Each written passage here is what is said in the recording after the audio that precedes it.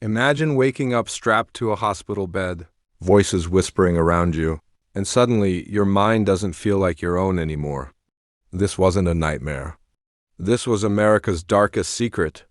They called it MKUltra, a program so sinister, so hidden in the shadows, that even presidents pretended it didn't exist.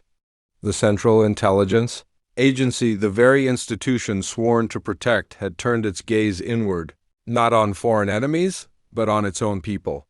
It started in the early 1950s. At the height of the Cold War, the fear of communism ran wild, and the CIA believed the Soviets were experimenting with mind control. But instead of defending freedom, the agency launched one of the most immoral experiments in modern history. Secretly, they dosed unsuspecting citizens with LSD, students, soldiers, even prisoners.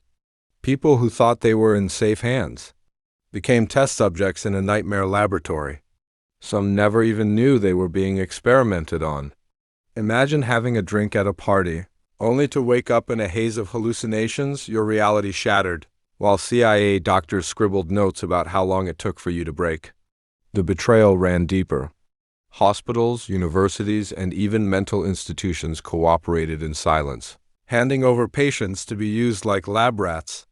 Men and women already struggling with their sanity were pushed over the edge, deliberately. Lives destroyed. Families left broken. All in the name of national security. And when some subjects died, yes, people actually lost their lives. The truth was buried under a mountain of classified files. The CIA covered it up, calling it a necessary experiment. But how do you justify stealing someone's mind? One of the most haunting cases was Frank Olson, a government scientist who was unknowingly given LSD. Days later, he plunged to his death from a New York hotel window. Suicide, they called it. But whispers grew louder. Was it suicide, or was he silenced because he knew too much? His family was left with decades of questions and no justice. When fragments of the truth finally surfaced in the 1970s, the public was outraged. Congressional hearings were held. The word MKUltra leaked into the headlines.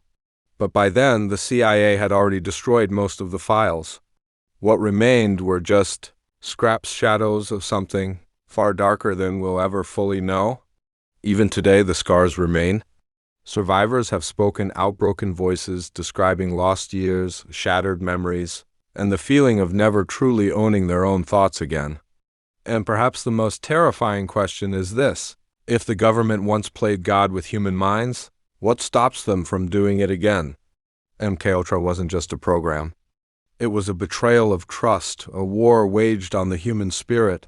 And tonight I leave you with this: if the mind is the last place of freedom, what happens when even that isn't safe?